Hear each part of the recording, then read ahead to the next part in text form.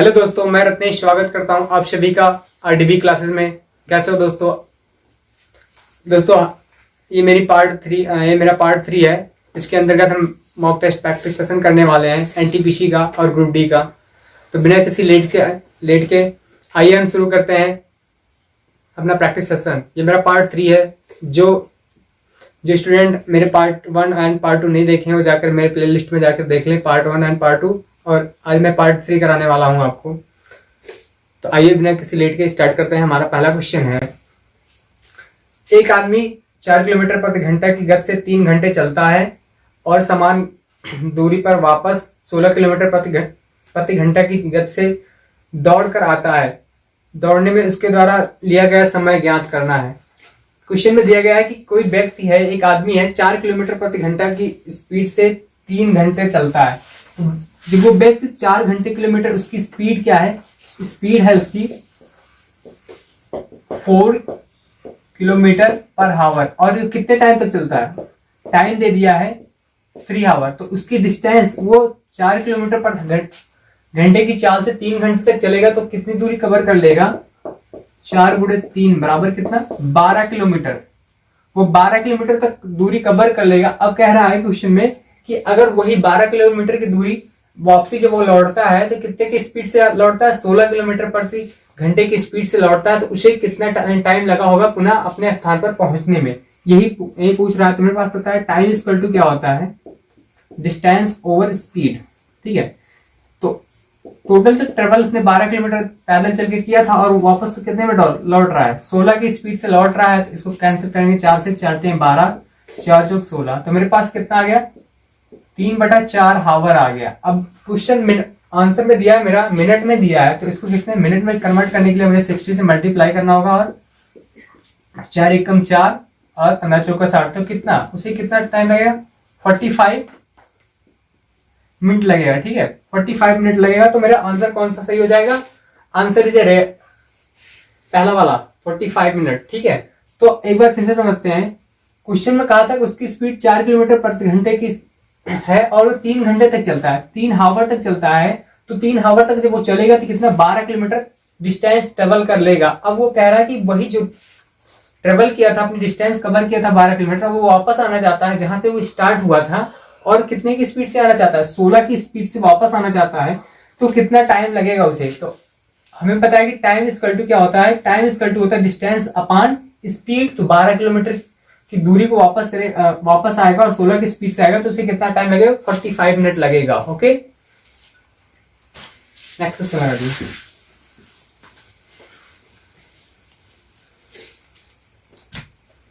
Next question हमारा कह रहा है, यदि एक संख्या के 2/3 का 1/4 100 है तो वह संख्या क्या होगी? क्वेश्चन में कहा है यदि एक संख्या का 2/3 का 1/4 100 है तो वह संख्या क्या होगी? तो मैंने माना कि वह संख्या क्या है?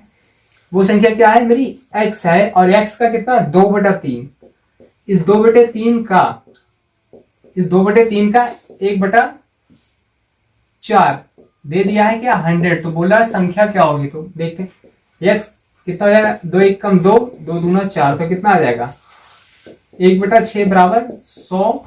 तो x बराबर कितना हो गया? 600। मेरा कौन सा आंसर सही हो जाएगा? B is the right answer. Okay, दिया था क्वेश्चन में x का 2/3 का 1/4 बराबर 100 है तो वो संख्या क्या होगी? मैंने माना संख्या x है तो यहां से मैंने सॉल्व किया तो कितना? 1/6। x गुणे 1/6 बराबर 100। ये इधर जाएगा तो इसके साथ मल्टीप्लाई हो जाएगा तो कितना हो जाएगा? x बराबर 100 हो जाएगा। ओके, नेक्स्ट क्वेश्चन लगाए सर। ट्रिग्नोमेट्री से पूछा गया क्वेश्चन है, कह रहा है if sin theta equal to 3√3/2 then find the value of tan theta. tan theta का मान पूछा है। बोला sin थीटा बराबर दे दिया है √3/2 और पूछा किसका है? tan थीटा का मान पूछा है। tan थीटा का मान क्या होगा? इससे मार्क है। ओके, तो tan थीटा का मान क्या? इसको देखो 2 तरीके से लगाने का है। एक आप पाइथागोरस प्रमेय लगा सकते हैं और दूसरा क्या है? आप डिग्री का मान रख के सॉल्व कर सकते हैं। कैसे? देखो sin थीटा, और आपको याद होना चाहिए कि कितने डिग्री का मान √3/2 होता है। यह आपको याद होगा तो आराम से आप सॉल्व कर लेंगे। ठीक है, तो कितना होता है? देखो इसकी जगह हम क्या लिख सकते हैं? sin 60 degree. ओके, साइन 60 अंश का मान कितना होता है, √3/2 होता है। तो यहाँ पे क्या, साइन से साइन कैंसिल आउट, तो मेरे पास क्या आ गया, थीटा का मान कितना हो गया, 60 डिग्री हो गया। अब पूछा है कि tan थीटा का मान क्या होगा, तो सीधा tan थीटा, और मुझे पता है कि tan थीटा, थीटा कितना है, 60 डिग्री है, तो ये कितना हो जाएगा, √3 हो जाएगा। ओके, ये आपके अगर टेबल याद होगी आपको, डिग्री का 60 डिग्री का मान याद होगा तो आप आसानी से लगा सकते हैं। अदरवाइज आपको क्या, पाइथागोरस प्रमेय से लंब कर्ण आधार मार के लगाते तो आपका बहुत टाइम वेस्ट हो जाता। ठीक है, तो ऐसा ये आपका शॉर्टकट तरीका हो जाएगा। ओके,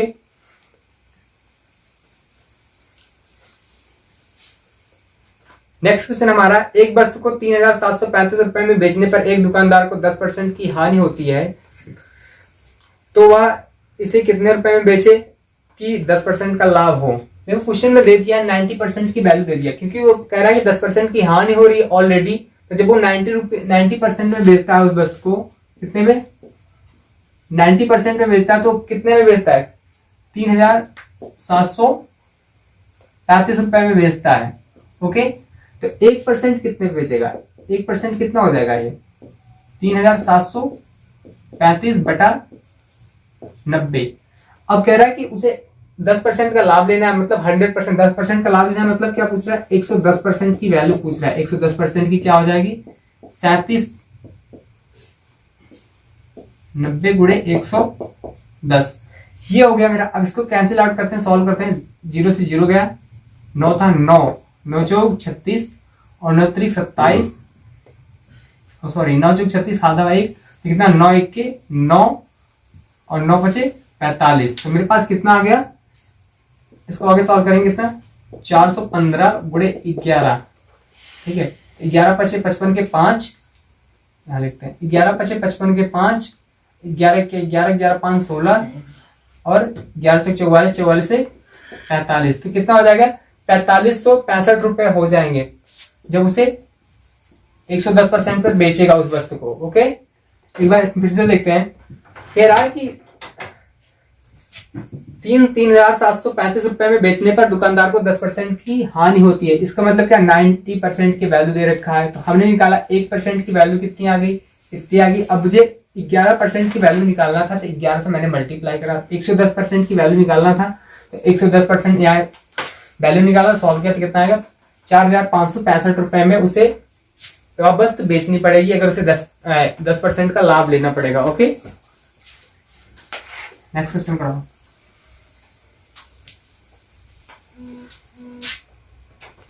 दोस्तों मैं जो आपको क्वेश्चन प्रोवाइड करा रहा हूँ, बहुत ही इंपॉर्टेंट क्वेश्चंस हैं जो आए हुए हैं। ठीक है, अगले क्वेश्चन की ओर तरफ चलते हैं। कह रहा है 20 निरीक्षणों का अंगणितीय माध्य कितना है, 15.5 है। यदि बाद में यहाँ पाया गया कि एक निरीक्षण गलती से 24 की बजाय 42 पढ़ लिया गया, तो सही माध्य क्या होगा। अब देखो इसमें एरर मिस्टेकिंग वाला क्वेश्चन है, जो उसने गलती से एक किसी नंबर को बाय फॉल्ट कुछ और लिख देता है, तो उसे कितना इफेक्ट होता है उसके एवरेज में, यही पूछा गया है। तो 20 परीक्षण की बात हो रही थी, कितने, 20 एक्सपेरिमेंट की बात हो रही थी, और इनका एवरेज कितना था, माध्य कितना था, 15.5 था। अब देखो गलती क्या हुई, कह रहे हैं कि यहाँ एक निरीक्षण मतलब एक एक्सपेरिमेंट में 24 की बजाय 42 बढ़ गया। अब देखो 24 की बजाय 42 क्या है, ये सारी ट्रिक्स ही हैं, इसको शॉर्टकट मेथड से बताया जा रहा है। ठीक है, तो कह रहा है 24 की बजाय 42 पढ़ लिया गया है, मतलब कितना ज्यादा पढ़ लिया गया, 24 की जगह 24 पढ़ना था लेकिन 42 पढ़ लिया गया है। और तो इनका डिफरेंस कितना आएगा, कितना ज्यादा पढ़ लिया गया, देखो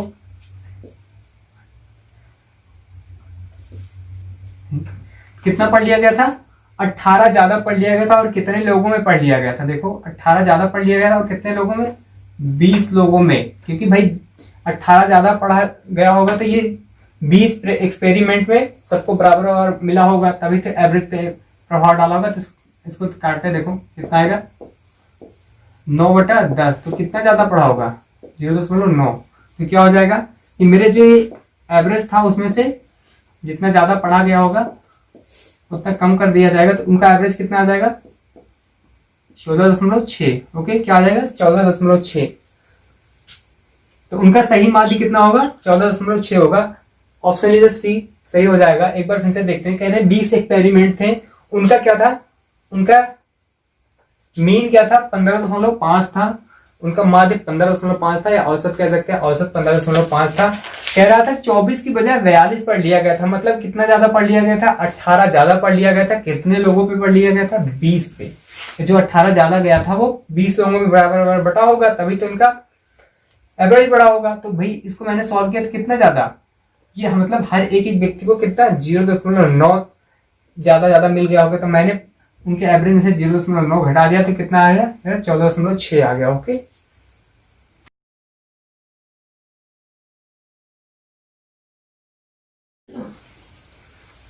अगला क्वेश्चन साधारण ब्याज से पूछा गया है कि उस मूलधन का पता लगाएं जो साधारण ब्याज की 8% वार्षिक ब्याज की दर से 9 महीने में 1000 रुपए हो जाता है। पता क्या करना है? मूलधन का पता करना है, और सारा हर एक चीज दे दिया है। अमाउंट दिया है मेरे पास, क्या अमाउंट दे दिया है? 1000 रुपए। ओके, और दे दिया है रेट 8%, और टाइम दे दिया है 9 मंथ। 9 मंथ, इसको ईयर में चेंज कर लेंगे, कितना हो जाएगा? 9/12 और कितना हो जाएगा? 3/4 ईयर हो जाएगा। ओके, क्योंकि जो मेरा रेट दिया है ये पर ईयर दिया है, ठीक है, तो हमें इसे चेंज करना होगा। अब पूछ रहा है क्या? प्रिंसिपल पूछ रहा है। प्रिंसिपल पूछ रहा है तो कैसे लगाएंगे? देखो, एक ट्रिक्स से लगाएंगे, एक कॉन्सेप्ट से लगाएंगे। तो हमें पता है अमाउंट बराबर क्या होता है? प्रिंसिपल प्लस एसआई होता है, सिंपल इंटरेस्ट होता है। यहां से अगर हम पता कर लें क्या प्रिंसिपल की बात करें तो मेरे पास कितना आ जाएगा? प्रिंसिपल बराबर क्या आ जाएगा? Amount minus SI. Okay, amount minus SI आ जाएगा। अब हम बात करेंगे प्रिंसिपल की, ठीक है, या यहां से बात करते हैं एसआई का मान निकाल लेते हैं। एसआई बराबर क्या आ जाएगा? Amount minus principal. ओके, ये अब बात करते हैं हमारा जो जनरल फार्मूला होता है, क्या होता है कि एसआई बराबर क्या होता है? एसआई बराबर मूलधन गुणे रेट गुणे टाइम बटा 100। तो मेरे पास एसआई कितना? ए माइनस पी है, मतलब कितना? 1000 माइनस पी, और इधर कितना हो जाएगा? पी गुणे रेट कितना दिया? देखो 8%। ओके, 8% गुणे कितना? 3/4। ओके, टाइम है मेरा, और नीचे 100 होता है। तो अपने लोग यहां से क्या करेंगे? कैंसिल करेंगे। 4 दूनी 8, तो कितना हो गया? पी गुणे 6/100, और इधर हो गया मेरा 1000 माइनस पी। अब देखो कॉमन क्या ले रहे हैं? अगर इसको और भी सॉल्व करना चाहें तो कितना? नहीं, सॉल्व रहने दो। अभी कितना हो जाएगा ये? 4 गुणे 100 माइनस 100 पी बराबर 6 पी। अब यहां से इधर जाएगा ये, तो कितना हो जाएगा? 1000 गुणे 100 बराबर 106 पी, और पी बराबर कितना हो जाएगा? 1000 गुणे 100 बटा 106। तो काटते हैं, आइए, कितना हो जाएगा? 50, और कितना हो जाएगा? 53। इसको कैंसिल आउट करेंगे तो हमारे पास कितना आ जाएगा? 943.40 रुपया। मतलब ये मेरा क्या निकल के आया? ये मेरा निकल के आ गया मूलधन। इस मूलधन पे 8% वार्षिक ब्याज की दर से 9 महीने में कितना मेरा कितना हो जाता था? अमाउंट 1000 हो जाता था। तो वो प्रिंसिपल कितना था मेरा? मूलधन कितना था? 943.40 रुपया। ठीक है, अब इसका एक शॉर्ट ट्रिक देखते हैं। ठीक है, एक ट्रिक पे कैसे लगाओगे? ये तो लॉन्ग मेथड हो गया मेरा, और ट्रिक पे कैसे लगाओगे इसको देखते हैं। देखो मेरे पास टोटल, अगर मैं टोटल ब्याज निकालना चाहूं, टोटल ब्याज की बात करता हूं मैं, तो मेरे पास क्या हो जाएगा? रेट दिया है, रेट इंटू टाइम निकाल देता हूं। तो रेट कितना है मेरे पास? 8% है। ओके, और गुणे टाइम कितना है? 9 मंथ था, तो इसको हम चेंज कर लेंगे ईयर में, तो कितना हो जाएगा?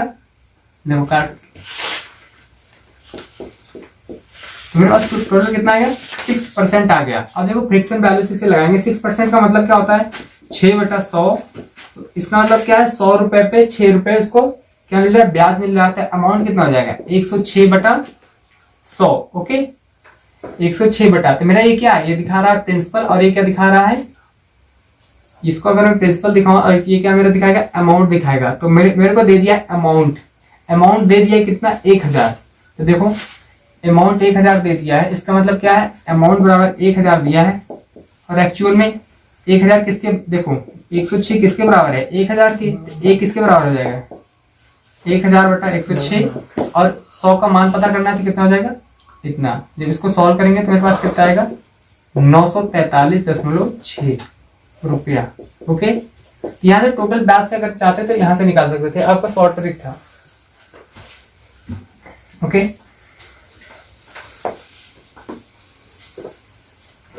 अगले क्वेश्चन की बात करते हैं हम। कह रहा है 5 लीटर चीनी के मिश्रण में 6% चीनी है, उनमें से 1 लीटर पानी भाप बनकर उड़ जाता है, तो शेष मिश्रण में चीनी की प्रतिशत मात्रा कितनी होगी। चीनी का अमाउंट पूछा है कि भाई कितना चीनी बच जाएगा जब 1 लीटर पानी भाप बन के उड़ जाएगा। ओके, तो 5 लीटर टोटल था, मेरे पास कितना 5 लीटर था,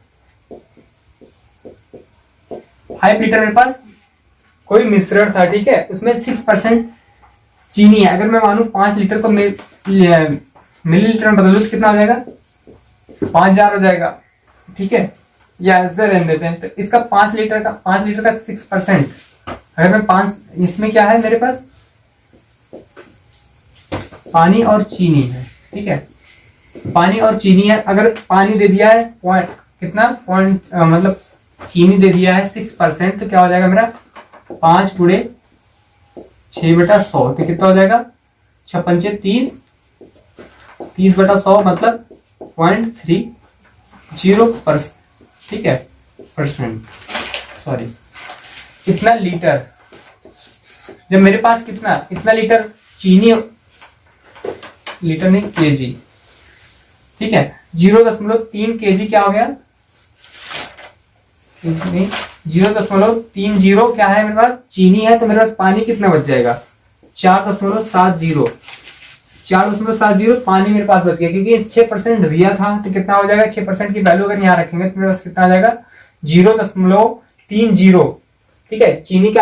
चीनी की मात्रा आ गई, मेरे पास पानी की मात्रा कितनी हो गई 4.70। अब जब कह रहे हैं कि 1 लीटर पानी भाप बन के उड़ गया तो मेरे पास पानी कितना बचा होगा 3.70। ओके, अब पानी कितना बच गया 3.70, क्योंकि भाई चीनी तो उड़ेगी नहीं। अब उड़ा क्या है मेरे पास, पानी उड़ा है, तो पानी के अमाउंट अब कितना बच गया 3.70। और अब टोटल अगर मिश्रण की बात करते हैं, टोटल मिश्रण मिक्सचर अब कितना है, इसमें 3.70 प्लस 0.30, ये मेरा टोटल मिश्रण था। टोटल मिश्रण कितना हो गया 4 लीटर। ओके, अब देखो 4 लीटर मिश्रण टोटल हो गया मेरा। अब इसमें पूछा है 4 का 0.3 कितना परसेंट है। ओके, तो कितना हो जाएगा, इसको कैंसिल करेंगे, देखो ये हो जाएगा 30/4 और कितना हो जाएगा 7.5%। तो अब जब वो भाप बन के 1 लीटर पानी उड़ गया तो मेरे पास शेष मिश्रण का प्रतिशत कितना बचा 7.5% बचा। ओके, एक बार फिर से देखते हैं। 5 लीटर टोटल मेरे पास कह रहा था चीनी के मिश्रण, 5 लीटर चीनी का मिश्रण था जिसमें 6% क्या थे चीनी की मात्रा थी, तो चीनी कितनी आ गई 0.30 और पानी की मात्रा कितनी आ गई 4.70। ओके, अब कह रहा है 1 लीटर पानी भाप बन के उड़ गया तो बचा पानी कितना 3.70 पानी बचा। अब टोटल मिश्रण कितना हो गया 4 लीटर हो गया और इस 4 लीटर में 0.3 का परसेंटेज पूछा था। ओके, तो मेरे पास परसेंटेज कितना आ जाएगा 7.5%। ओके, क्वेश्चन है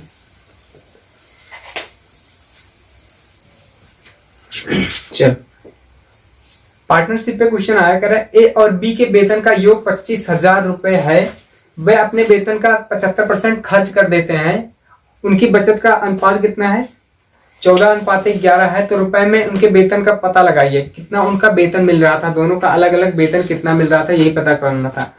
दोनों का वेतन दे दिया है ए प्लस बी दे दिया, मतलब दोनों का अगर वेतन की बात करें ए और बी थे तो दोनों मिलकर कितना कमा रहे थे 25,000 रुपए कमा रहे थे। ओके, अब कह रहा यदि वे अपने वेतन का 75% खर्च कर देते हैं, अगर वो 75% खर्च कर दे रहे हैं तो बचा कितना रहे 25% बचा रहे हैं। ओके, तो 25% बचा रहे हैं तो इनका 25% कितना हो जाएगा 625। ओके, तो कितना हो जाएगा 6,250 रुपए वो बचा रहे हैं, इनकी बचत है। ये क्या निकल के आ गई, मेरी बचत निकल के आ गई है। अब कह रहे हैं उनकी बचत का रेशियो दे दिया है, ए और बी के बचत का रेशियो दे दिया है, और वो रेशियो किसके फॉर्म में दिया है, 14:11 के रूप में दे दिया है।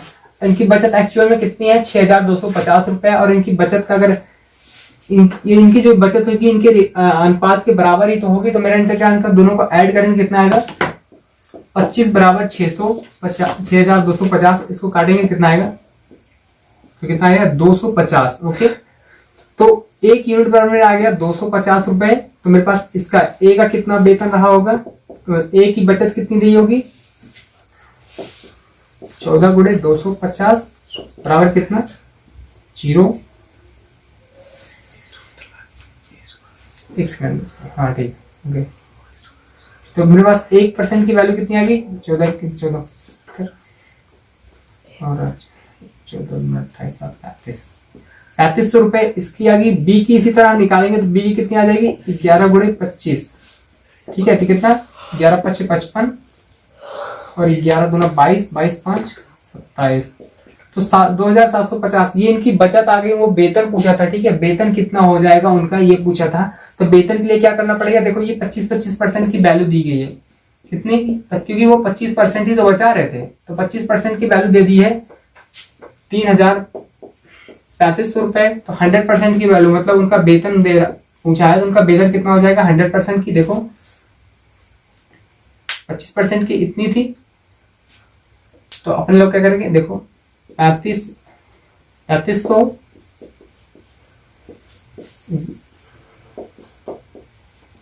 25 से 2500 का 100, तो कितना हो जाएगा ये 0 0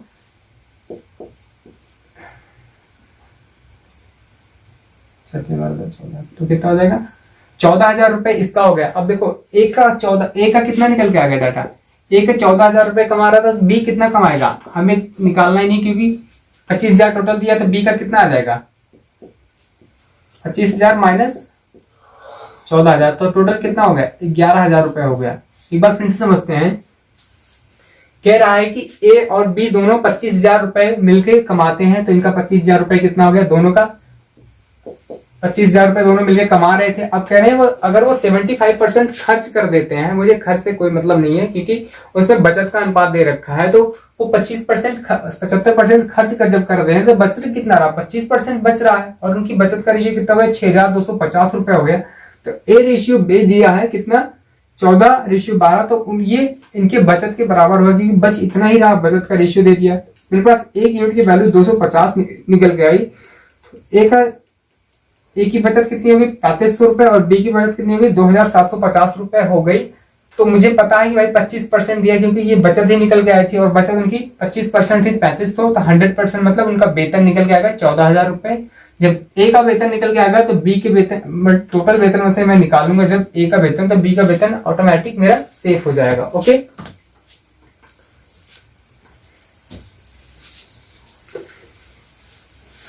हर टाइप के क्वेश्चंस मैं लेके आऊंगा जो आपके सिलेबस में है, ठीक है, क्योंकि ये मॉक टेस्ट है, तो आपको पता चल जाएगा कि आपकी तैयारी कितनी चल रही है।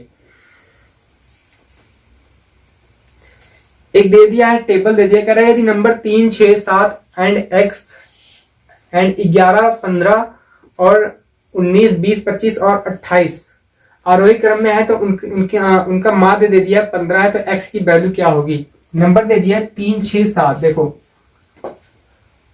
3 6 7 x 11 15 19 20 25 28 ये नंबर दे दिया है। कह रहा है ये कुछ नंबर से और आरोही क्रम में है, तो कह रहा है इनका माध्य दे दिया है, माध्य 15 दे दिया है। तो देखो इसको दो तरीके से, तो x की वैल्यू पूछा है, किसकी x की वैल्यू पूछा है, इसको सॉल्व करने के दो तरीके हैं। एक तो है हमारा माध्य लगाकर फार्मूला लगाकर, फार्मूला क्या लगाओगे आप, फार्मूला लगाओगे आप सभी पदों का योग, पदों का योग बटा पद बराबर माध्य, ये अगर फार्मूला लगाओगे तो आपको बहुत लॉन्ग टाइम लग जाएगा। देखो करना क्या है, मुझे सबका माध्य 15 दे दिया है, ठीक है। तो यहाँ से सॉल्व करेंगे 15। देखो ये तो अपने आप में कंप्लीट 15 है, ओके। तो हम देखेंगे कि कौन कौन एक्स्ट्रा मुझे दे रहा है। अगर इसको 15 देंगे, 15 अगर इसका माध्य होगा तो ये 4 तो एक्स्ट्रा देगा, और ये कितना देगा 5 प्लस देगा, और ये कितना देगा 10 प्लस, और ये 13। अब देखते हैं इसको कितने की जरूरत है। देखो इसको जरूरत है कितने की, इसको जरूरत है 12 की, तो -12। और इसको कितने की जरूरत है -9, ठीक है, एक्स्ट्रा में है। इसको जरूरत है 8 की। तो अब देखते हैं हमें कहां से पूर्ति हो रही है। देखो बात करें हम एक्स्ट्रा में थे ना, तो अपन लोग कितना है इधर देखो 5 4 9 10 9 19 19 और 13 32। इधर 32 प्लस में आ रहा है, और कितना इधर जरूरत है देखो 12 8 20 और 29। इधर कितना है 29 इधर जरूरत है। तो मेरे पास ओवरऑल कितना बच रहा है +3 बच रहा है, ओके। तो +3 बच रहा है, तो अपने लोग के पास क्या +3 बच रहा है। इसका मतलब यहाँ क्या होना चाहिए था, यहाँ 12 होना चाहिए था, क्योंकि +3 ये हो जाएगा। तो मेरे पास कितना आ जाएगा answer 12 is the right answer आएगा। एक बार फिर से देखते हैं कैसे बताया गया, कैसे समझा रहा हूँ इसको, मैं समझाना चाहता हूँ क्वेश्चन को। ये आपको ऑब्जर्वेशन दिए थे, प्रेक्षण दिए थे। तो कितने थे एक्सपेरिमेंट 1 2 3 4 5 6 7 8 9 10 एक्सपेरिमेंट थे। तो इसमें बोला था इनका जो मीन था, मतलब सबको 15 मिलना था, ठीक है। अगर इनका माध्य निकाला जाए तो 15 मिलना है। एक्चुअल में हो क्या रहा है कि यहाँ एक नंबर मिसिंग दे दिया है और इसका मान पूछा है। तो कैसे इसको सॉल्व करेंगे आइए देखते हैं। तो ये 15 इसका भी होना था, लेकिन इसका 19 है, तो इसका मतलब क्या है 4 ज्यादा है इसके पास, और इसके 5। इस तरह इनके पास डाटा ज्यादा था, और इधर क्या था इनके पास, इनको जरूरत थी, मतलब माइनस है। इनको और अभी दे दोगे तो ये कंप्लीटली हो जाएंगे। तो हमने इधर जितना जरूरत थी इधर को जोड़ा, इधर को जोड़ा, तो मेरे पास कितना आ गया प्लस एडवांस में 3 आ गया। इसका मतलब क्या है, जब मैं यहाँ 12 पुटअप कर दूंगा तो मेरा 15 हो जाएगा। तो हमने ऑप्शन से 12 देख लिया, तो मेरा कौन सा हो जाएगा, B is the right answer हो जाएगा, ओके।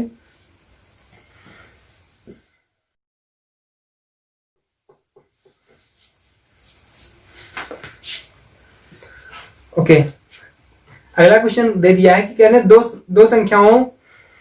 दो अंकों की दो संख्याओं का गुणनफल कितना है 2160 है, उनका लासा दे दिया, एलसीएम 180 है। तो कह रहा संख्याएं क्या हो सकती हैं, संख्याएं ज्ञात करना है। अब देखो संख्या बोला 2 अंकों की होनी चाहिए, तो मुझे पता नहीं संख्या क्या था, मैं मानता हूं x एंड y वो संख्या है। तो अकॉर्डिंग टू द क्वेश्चन कितना दे दिया है, x गुणे y दे दिया है, कितना 2160 दे दिया है, ओके 2160 दे दिया है, ठीक है। और इनका दे दिया लासा LCM, एलसीएम दे दिया है कितना 180। तो सबको पता होगा कि दोनों संख्याओं का गुणनफल मैं इसमें एक्सप्लेन कर रहा हूं, चाहता तो मैं 1 सेकंड में लगा देता।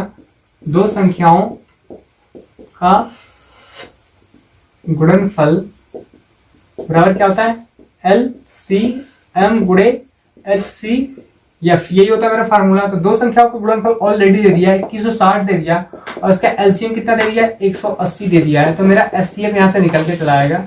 एचसीएफ कितना निकल के आएगा, एचसीएफ आएगा 2160 बटा 180, यहां से काट देंगे इसको, और 6 से काटते हैं इसको, तो कितना आएगा 36, और कितना आएगा 3, तो कितना आ गया 12 आ गया। मेरे पास एचसीएफ 12 निकल के आ गया, एलसीएम 180 निकल के आ गया है। अब हम बात करते हैं, देखो तो कह रहा वो संख्याएं ज्ञात की है, वो संख्या क्या होगी, ओके।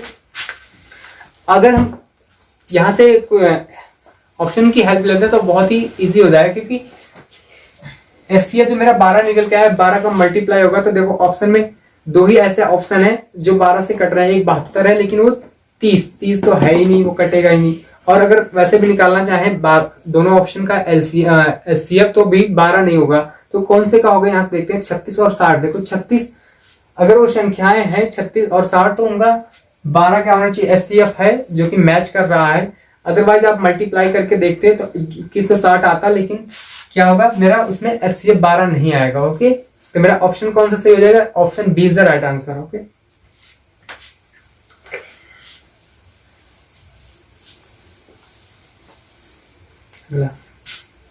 अगला दे दिया है 198 एंड 78 का SCF फाइंड करो। मतलब बोल रहा है कि 198 और 78 का SCF ज्ञात करना है। वैल्यू दे दिया है 198 और 78। अच्छा क्वेश्चन पूछा है ये, क्योंकि इसको लगाने के क्वेश्चन तो देखने में इजी लगेगा लेकिन इसको लगाने में टाइम लगेगा। तो मैं ऐसा मेथड बता रहा हूँ जो 1 सेकंड में हो जाएगा। देखो कैसे हो रहा है कि हमें क्या निकालना है, SCF पूछा है तो हम यहाँ से ऐसे करेंगे, 2 से करेंगे इसको, तो कितना आ जाएगा मेरे पास 2 9 18, 2 9 18 और ये 2 3 6, 2 9 18। अब देखो ये तो अब 2 से कटने वाला नहीं, 3 से देखते हैं कितना 33 99 और 13 आ गया। तो मेरे पास कितना आ जाएगा इसका, अब तो ये कट नहीं रहा है। अगर यहाँ तक तो मेरा मासा वासा निकल के आया तो यही क्या हो जाएगा मेरे पास 2 × 3 बराबर 6। उसका कितना हो जाएगा SCF 6 हो जाएगा। ठीक है, ये शॉर्टकट तरीका था मेरा SCF निकालने का। ओके, तो ऑप्शन कौन सा सही हो जाएगा, option C is the right answer.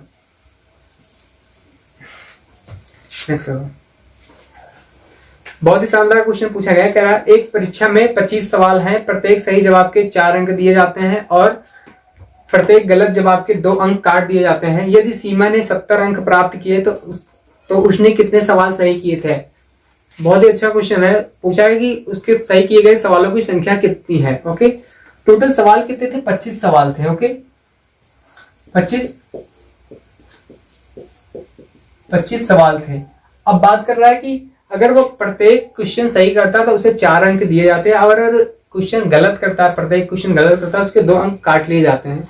अगर मैं मानता हूं कि टोटल क्वेश्चन उसने सही कितने किए, x सही किया, तो भाई x पे 4 नंबर सही मिल रहा है। और फिर उसके बाद क्या कर रहा है, माइनस हो जा रहा है। अब बचे कितने क्वेश्चन टोटल, अगर मैंने माना x सही किए हैं तो फिर गलत कितने किए हैं, 25 - x गलत किए होंगे, और इस हिसाब से उसे 2 अंक का कटौती करनी पड़ेगी और टोटल नंबर उसे कितना मिल रहा है, 70 नंबर मिल रहा है। और इसको सॉल्व करते हैं कितना, 4x - 50 और प्लस 2x बराबर 70, कितना हो जाएगा ये 6x बराबर 120। तो x बराबर कितना हो जाएगा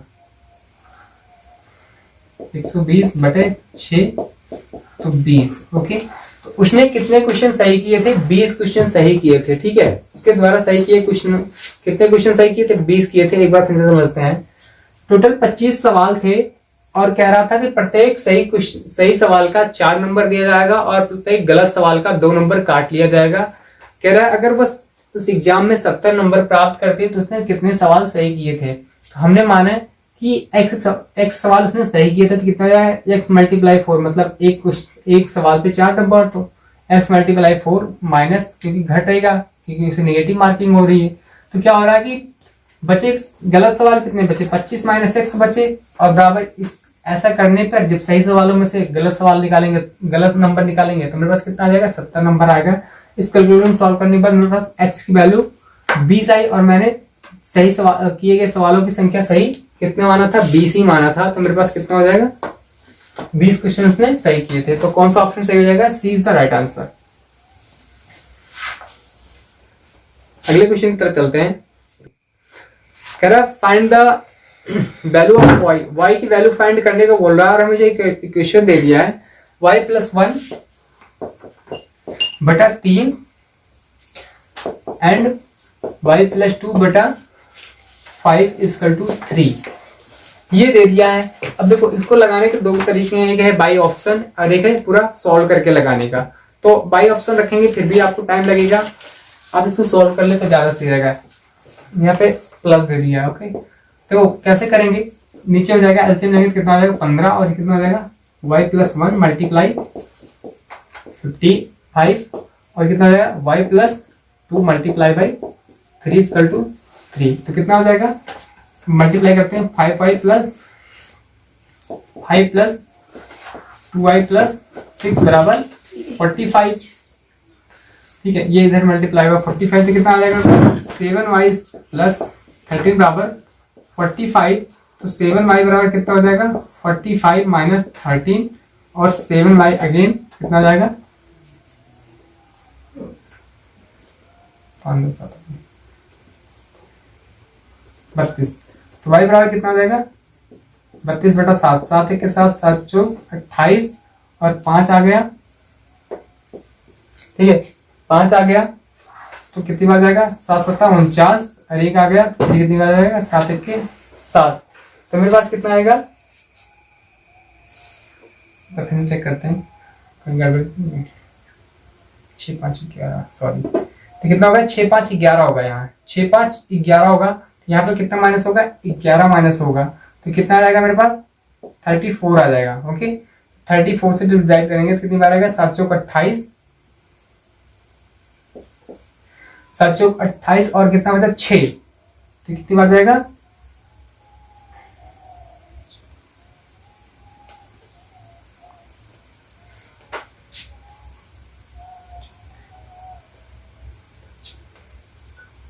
1 देखते हैं कहीं गड़बड़ तो नहीं हुआ। 5 5 + 5 + 6 5 11 45 11 34। ओके 7 चौक 28 2 3 6 7 8 56।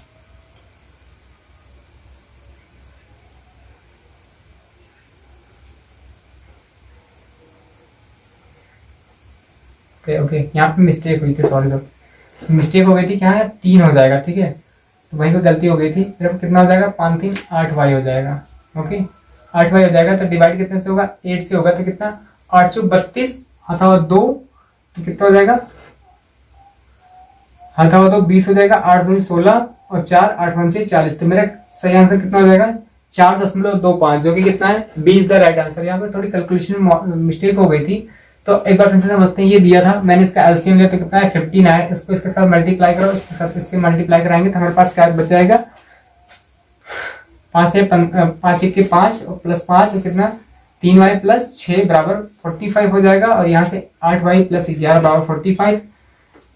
तो 8 = कितना हो जाएगा 45 - 11 और यहाँ आएगा 34, तो एंड y = क्या हो जाएगा 34/8 34/8 को सॉल्व करके कितना आएगा 4.25 आ जाएगा। ओके तो option C is the right answer हो जाएगा, option B is the right answer हो जाएगा। ओके अगले क्वेश्चन की बात करते हैं।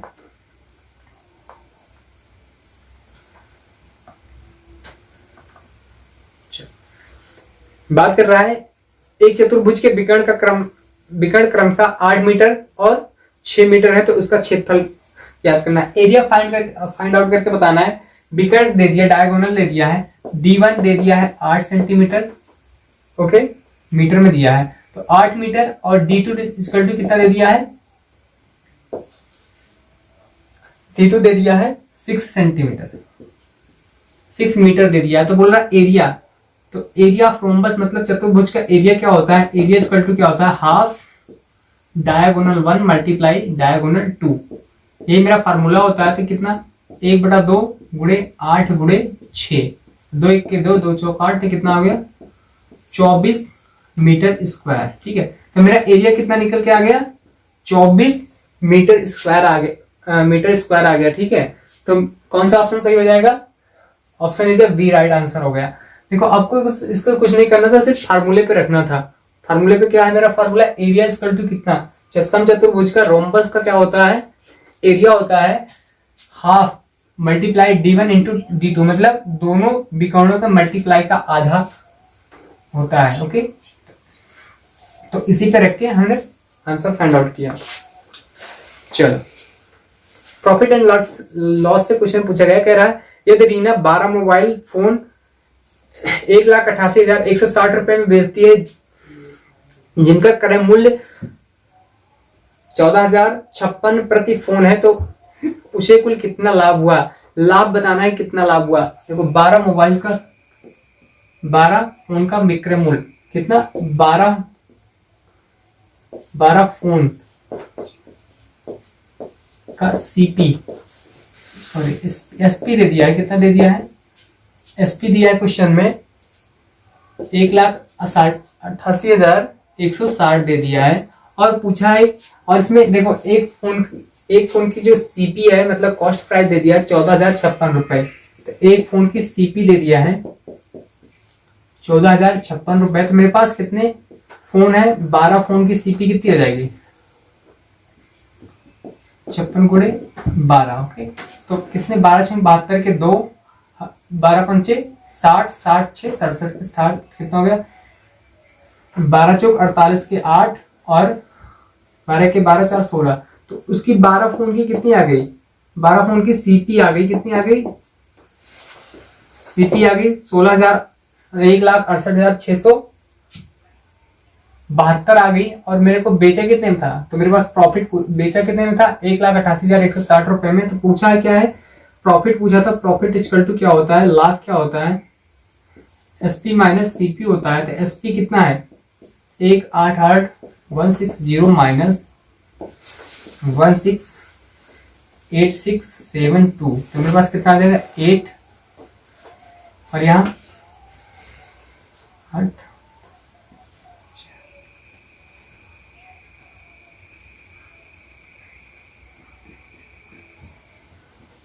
कितना आएगा, 19,488। तो मेरा आंसर कौन सा हो जाएगा, option A is the right answer. एक बार फिर से देखते हैं, कह रहा है 12 फोन का एसपी दे दिया 1,88,160 रुपए दे दिया है, और कह रहा है एक फोन का सीपी कितना है, 14,056 रुपए है। तो 12 फोन का सीपी कितना हो जाएगा, 12 फोन का सीपी कितना हो जाएगा, मल्टीप्लाई किए 1,68,672 रुपए हो गया। तो प्रॉफिट इक्वल टू क्या होता है, एसपी माइनस सीपी। तो मेरे पास कितना आएगा, 19,488 रुपए इसको प्रॉफिट हुआ होगा 12 फोन बेचने के बाद। ओके,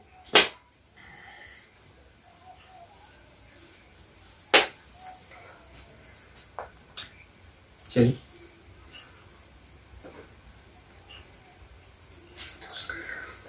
अगला क्वेश्चन कह रहा है कि जेम्स द्वारा गणित, विज्ञान और इतिहास में प्राप्त किए गए अंकों का औसत 89 है। गणित, मैथ, साइंस एंड हिस्ट्री। तो बात कर रहे हैं मैथ, साइंस एंड हिस्ट्री में उन्होंने कितने 89 अंक प्राप्त किए। एवरेज इनका दिया था 89। कह रहे हैं यदि उसके भाषा के अंक भी जोड़ दिए जाते हैं तो औसत घटकर 88.25 हो जाता है। कह रहे हैं इसमें एक सब्जेक्ट और है, दिए नहीं, इसे भाषा बोलती है। तो कह रहे हैं उसको अगर और जोड़ दिया था तो इनका एवरेज कम हो जाता है। और कितना कम हो जाता है, 88.25 हो जाता है। अगर एक सब्जेक्ट और, वो भी क्या भाषा बोलती है, इसमें क्या भाषा जोड़ दिया जाता है तो इनका एवरेज कितना हो जाता है, 88.25 हो जाता है। मतलब कितने की कमी हो गई ये बात कर रहा है। ठीक है, कितने की कमी हुई जरा देखते हैं। पहले 89 था, कमी कितने की हो गई, 0.75 की कमी हुई। और कमी कितने पे हुई, 3 लोगों पे कमी हुई। तो कितना हो जाएगा, 0.75 गुणे 3 मतलब 3। ओके, 3 नंबर्स की कमी हो गई, मतलब 3 अंक उसके घट गए जब वो भाषा सब्जेक्ट उसमें ऐड हो गया। इसका मतलब उसका रहा कितना गया होगा, तो कितना होगा 89 माइनस 3, तो कितना हो जाएगा 86। ओके, तो वो जो भाषा का मान रहा होगा वो कितना रहा होगा, 86 रहा होगा। ओके, एक बार फिर से समझते हैं। कह रहा है मैथ, साइंस एंड हिस्ट्री का औसत अंक कितना है, 89 है। अगर कह रहे हैं भाषा उसमें और जोड़ दी जाती है तो उसका एवरेज घट के कितना हो जाता है, 88.25 हो जाता है। तो कितना एवरेज घटा, 7.25 घटा। और कितने लोगों का घटा, 1 2 3 का घटा। तो कितना हो गया, 3 अंक कम हो गए। ओके, 89 पहले थे, 3 अंक हो गए, तो कितना हो गए 86 हो गए। तो आंसर कौन सा सही हो जाएगा, answer is the C right answer. Okay,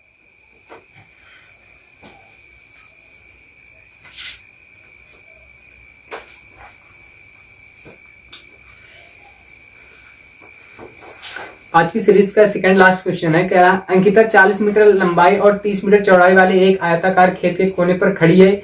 यदि अंकिता केवल विकर्ण के साथ दौड़ती है और प्रारंभिक बिंदु पर वापस आ जाती है तो अंकिता द्वारा कुल कितनी दूरी तय की गई होगी। मतलब उसका डायगोनल पूछ रहा है।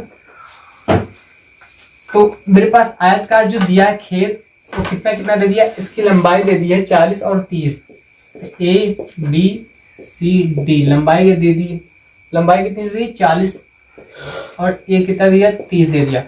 अब उसे बोला कि कोने पे खड़ी है, यहाँ पे कोने पे खड़ी है और कह रही है कि विकर्ण के साथ दौड़ती है। विकर्ण के साथ का मतलब इस पे दौड़ती है, इस पे दौड़ के फिर वापस चली जाती है। तो उसने कितनी दूरी तय की होगी। तो अपन के पास क्या पता करना है, ये भी 40 होगा और ये भी तो ये विकर्ण कितना हो जाएगा, देखो विकर्ण बराबर क्या हो जाएगा, ये चाहे तो हम पाइथागोरस प्रमेय से निकाल लें, चाहे वैसे निकाल लें, 3 4 5, तो हमें कितना पता होता है, अगर 5 से डायरेक्टली निकालना चाहे तो कितना हो जाएगा, ये 50 हो जाएगा। 888 है, देखो 4 3 और 5 का 888 है। 888 होता क्या है, एक पैटर्न होता है जिसमें तीनों फिट हो जाते हैं। ओके, तो अगर आप निकालना चाहते कैसे निकालेंगे विकर्ण, BC बराबर क्या हो जाएगा, BC बराबर क्या हो जाएगा, √40 का स्क्वायर प्लस 30 का स्क्वायर, तो मेरे पास क्या हो जाएगा, BC बराबर कितना हो जाएगा, 1600, ठीक है, प्लस 900, तो BC बराबर कितना हो जाएगा, 2500 हो जाएगा। ओके, और 2500 का क्या हो जाता है, 50 होता है। ठीक है, तो यहाँ से मेरे विकर्ण निकल के आ गया 50, ये कितना निकल गया, 50। अब क्वेश्चन में कहा गया कि वहां से एक बार यहाँ आती है और फिर वापस लौट जाती है, तो उसे कुल कितनी दूरी तय की, कुल तय दूरी, कितनी दूरी तय की, 50 × 2, मतलब एक बार गई एक बार वापस चली आई, या बोल दो 50 + 50, मेरे पास कितना हो जाएगा, ये 100 मीटर। ओके, 100 मीटर दूरी इसने तय की। ओके,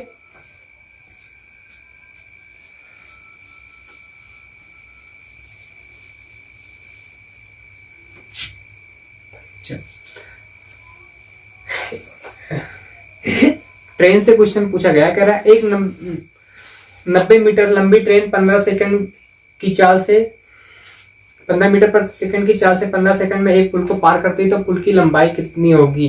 पुल की लंबाई बोला, 90 मीटर लंबी ट्रेन का मान दे दिया। तो भाई जब कोई भी ट्रेन किसी पुल को पार करती है तो क्या क्या करती है, वो अपनी लंबाई प्लस पुल की भी लंबाई पार करती है, और उस अभी क्वेश्चन ने बोल दिया कि उस लंबाई को पार करने में उसे कितना समय लगा है, 15 सेकेंड का लगा है। तो मुझे पता है कि भाई क्या होता है, टाइम बराबर क्या, टाइम बराबर क्या होता है, इस डिस्टेंस अपॉन स्पीड, यही तो होता है ये। अब मेरे को दे दिया है टाइम 15 सेकेंड, 15 सेकेंड, और ये कितना दे दिया है, स्पीड कितनी दे दी है, स्पीड दी है 15 सेकेंड, ये भी 15 सेकेंड दे दी। अब मैंने बोला है कि जब कोई भी ट्रेन किसी पुल को पार कर दी तो साथ साथ अपनी लंबाई के साथ साथ वह पुल की भी लंबाई को पार करती है, तो मैंने यहाँ दोनों की लंबाई कर दी। अब इसको सॉल्व करते हैं, तो 15 × 15 बराबर कितना हो गया, 90 प्लस यल, यहाँ से हो जाएगा 225, और इधर आएगा तो -90 बराबर कितना है, यल। तो यल बराबर कितना हो गया, इसमें से 90 घटा देंगे तो मेरे पास कितना आ जाएगा, 135। तो कितना आ गया, 135 मीटर आ गया। पुल की लंबाई कितनी थी, 135 मीटर थी, तो आंसर कौन सा हो जाएगा, 20 द राइट आंसर हो जाएगा। ओके,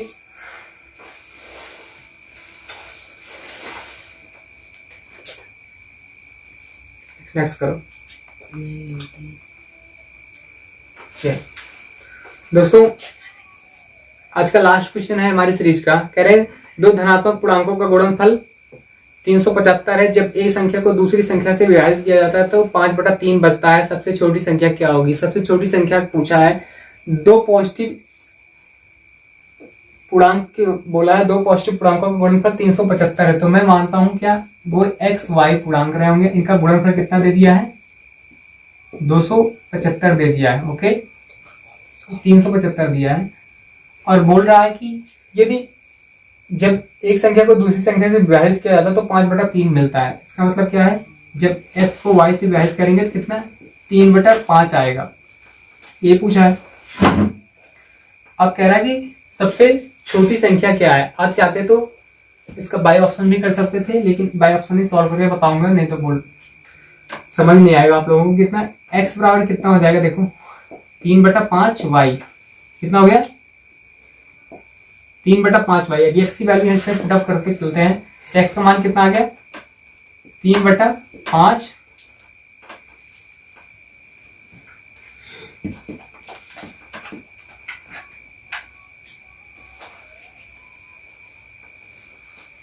चलो 3/5 गुणे y बराबर 375। अब अपने पास क्या आ जाएगा,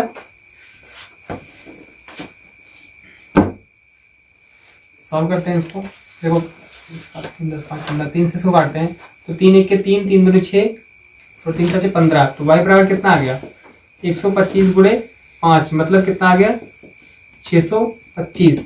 अब y बराबर 625 आ गया है तो यहाँ से x का मान निकाल लेते हैं। x बराबर कितना हो गया 3/5 गुणे 625। इसको काटोगे तो कितने बार कट जाएगा देख। तो 125 यहाँ कितना होता है 125 यहाँ कितना होगा 300। एक सेकंड देखते हैं कि जल्दी तो नहीं हुई। 625 हो गया 375